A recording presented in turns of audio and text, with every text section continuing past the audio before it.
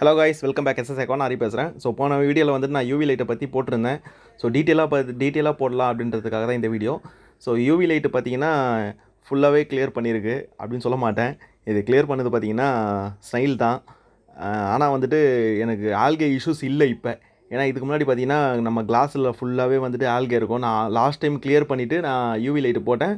அதுக்கப்புறம் normal light நான் use பண்ணிட்டுருக்கேன். யூஸ் பண்ணியே எனக்கு வந்துட்டு ஆல்கே இஷ்யூஸ் இல்லை. சரிங்களா? யூவி லைட் எப்படி யூஸ் பண்ணலாம்னு பார்த்தீங்கன்னா சம்பு டேங்கில் வச்சு யூஸ் பண்ணலாம்.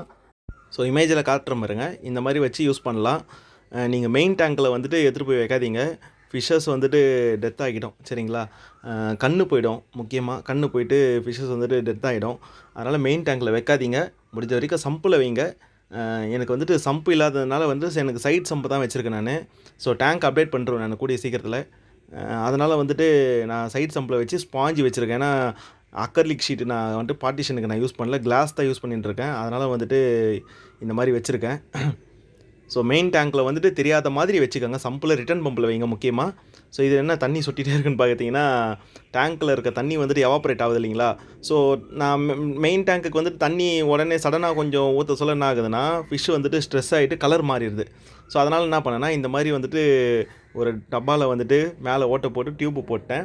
டியூப்பு போட்டு நம்ம ஃபிஷ்ஷஸ் வாங்கிட்டு வந்தோன்னா நம்ம அக்ளாமேட் பண்ணுவோம் இல்லைங்களா? ஸோ அந்த மாதிரி வந்துட்டு நான் இது செட்டப் பண்ணியிருக்கேன். இது வந்துட்டு ஒரு நாளைக்கு வந்துட்டு கொஞ்சம் தண்ணி தான் எனக்கு யூஸ் ஆகுது. அந்த தண்ணியோடைய அளவு வச்சுட்டு நான் அதே அளவு தண்ணி பார்த்தீங்கன்னா அந்த டப்பாவில் ஊற்றிட்டேன்னா இதில் வந்துட்டு ட்ராப் அதே கொஞ்சம் கொஞ்சமாக வருது இல்லைங்களா? வர சொல்ல எனக்கு இந்த லெவல் வந்துட்டு கம்மியாகாமலே இருக்குது. இப்போ இந்த யூவி லைட்டை பற்றி பார்ப்போம். இந்த யூவி லைட்டு வந்துட்டு டைரக்ட் சன்லைட் படுது இல்லைங்களா? ஸோ அந்த இடத்துல வந்துட்டு கண்டிப்பாக யூஸ் பண்ணலாம். பாண்ட் செட்டப்பு அந்த மாதிரி. ஸோ இதில் பார்த்தீங்கன்னா தெரியும், அந்த பக்கம் யூவி லைட் இருக்குது, இந்த பக்கம் தெரியல. தெரியுது, கொஞ்சமாக தெரியுது. அந்த ஸ்பாஞ்சில் அடிக்கிற வெளிச்சம் தான் தெரியுது, மற்றபடி ரொம்ப இல்லை. நான் முடிஞ்ச வரைக்கும் இதுக்கு நான் வேறு எதனா பிளான் பண்ணிவிட்டு பண்ணுறேன் நான். நீங்களும் வைக்க சொல்ல வந்துட்டு யூவி லைட் யூஸ் பண்ணுறீங்கன்னா, ஆல்கே இஷ்யூஸ் அதிகமாக இருக்குன்னா யூஸ் பண்ணுங்கள். ஸோ ஒரு 8 ஹவர்ஸ் போடுங்க. 8 ஹவர்ஸ் போட்டிங்கனாலே போதும். நான் எனக்கு இப்போதைக்கு வந்து ஆல்கே இஷ்யூஸ் எதுவுமே கிடையாது. ஸோ ஒரு ஃபிஷ்ஷு மேலே எதனா டிசீஸ் இருந்ததுன்னா இன்னொரு ஃபிஷ்ஷு மேலே வந்துட்டு அது போக விடாது யூவி லைட்டு. ஸோ அது கில் பண்ணிவிடும்.